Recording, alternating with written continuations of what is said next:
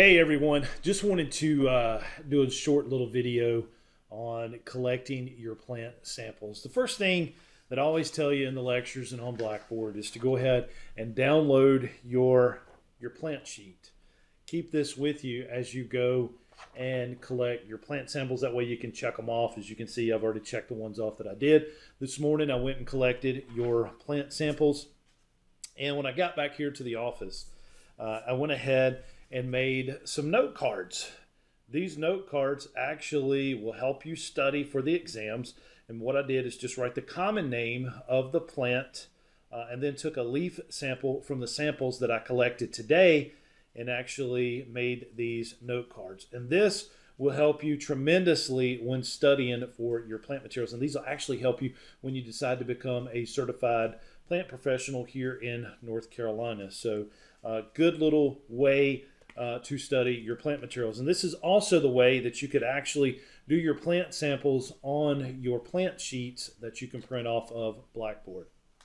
And so what I've got here in front of me, and I'm going to show you guys, is samples that I collected off campus. Now, I've already put on Blackboard the plant location videos, so you can walk around and find all of the plant materials on campus based on the video that I just showed you. It's the location of where you can find it.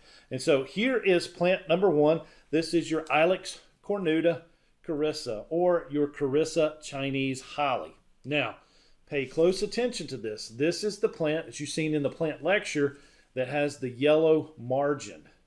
You have the yellow margin. And so basically, when you take one of these samples to actually study, you just pull a leaf off and you have your plant sample. Now, this one's a little bit bigger than the one I put here on my note card, but you can see definitely the yellow margin and know that it is a Chinese holly based on the sticker. When you can almost sew a rip in your jeans with that prickler right there, or that thorn. So, but that is your Carissa holly, used in commercial landscaping. It is a catch-all plant. It's going to collect trash. It's going to collect pine needles and leaves, anything that drops. But it is a plant that doesn't need that much maintenance, doesn't need that much pruning, and very suitable for industrial, commercial, and even college campuses. You'll see these planted quite a bit, and in parking lots on the islands, in asphalt city. And so our next one is your Burford holly. This is your Ilex cornuta Burfordi nana. This is your Dwarf Burford holly.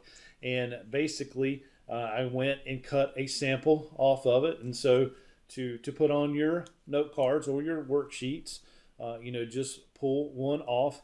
This plant is used extremely a lot in commercial landscape installation jobs. Probably the number one plant used for commercial landscaping. I can't tell you the thousands of these that I have planted personally, just based with the number of commercial jobs that we've done in our landscape business. But this is the Dwarf Burford holly. As you can see, the leaves are almost like puffy. They've got like a rib to it on top. It's not smooth and flat, and it does have that thorn. And this plant is sheared a lot because it's used in hedges, around parking lots, in any type of screening. But the one reason that this plant is used quite a bit in commercial landscaping is because you can buy a 3-gallon plant that's going to meet the 36-inch requirement. They're going to be, close to 36 inches wide, maybe even, 36 inches tall, or smaller, but they are going to pass for that 3-foot shrub that a lot of municipalities call for. They're going to be root bound in a 3-gallon at that size, but they grow fast and they're readily available for commercial landscape installation jobs. Next is your Ilex glabra, your Inkberry Holly, very smooth to the touch, one of your bigger, softer leaves. This does have a black berry on it. Reminds me quite a bit of a wax myrtle, but you can do them on standard, as you've seen on the lecture. That they get very leggy at the bottom, but a beautiful plant nonetheless. It is soft.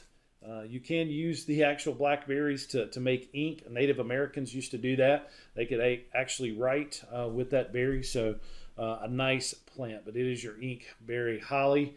And again, you just pull one off, stick on your plant list, or put on your note cards, and you've got a good sample of the Inkberry.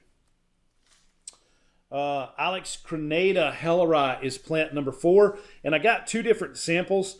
Guys, here is some of your older foliage on it, and this plant, if you rub across of it, it just feels woody, it feels stemmy, it just feels like twigs, and it's the leaves are super smooth, but it's the wood-like structure on the plant that just gives it that coarse feel. Now, the second sample I got off of it was the newer growth that shot up off of it. This is on top of the plant. So if you go into the parking lot of where the horticulture area is on Forsyth Tech, you'll be able to see this new growth on top. But I went ahead and got 2 samples. I would pull one of the little ones to put on the postcard and have on your plant list. But, guys, when you are studying for these exams, the best thing to do is to actually keep these. If you wanted to put these in a Ziploc bag and actually keep them like in your fridge or your freezer, they're going to do just fine. You can pull them out, study them, put them back.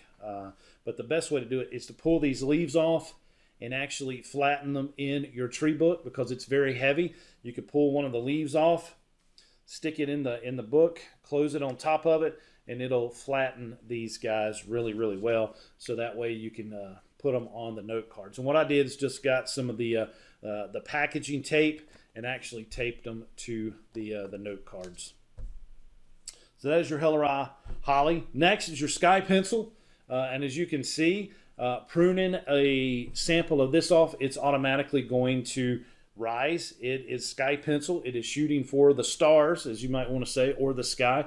But the coolest thing about it, we've still got some of the black berries on it.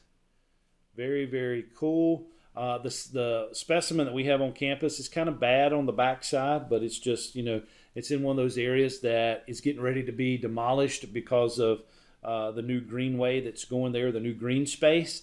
So I would love to be able to go in there and prune that back and move it over to where our classrooms are. But this is your sky pencil. Like I said, they're planted on either side of a step. They're planted going into an entryway into a commercial building or someone's home. It is used as screening around air conditioning units, even alongside of a wooden fence just to kind of break up the wood part of it. But a very nice plant. And I just love the fact that, you could bend it back or whatever. It's going to shoot for the stars. But your sky pencil holly. Soft touch. And where did that little individual go? Just had it. Here we go. Here is your soft touch holly. Like I said, very soft to the touch. It's not going to hurt at all.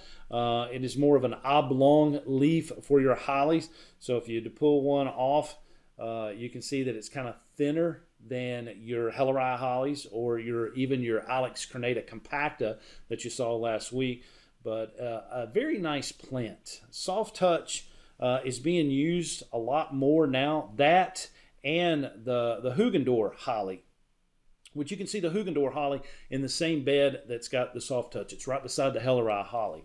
But these soft touch are used now more so around like water gardens, around fountains, kind of an ornamental look or more of a formal garden design. They're used in kind of in place of boxwoods, but what they have done is replace the not the Inkberry, but our Dwarf yopon hollies.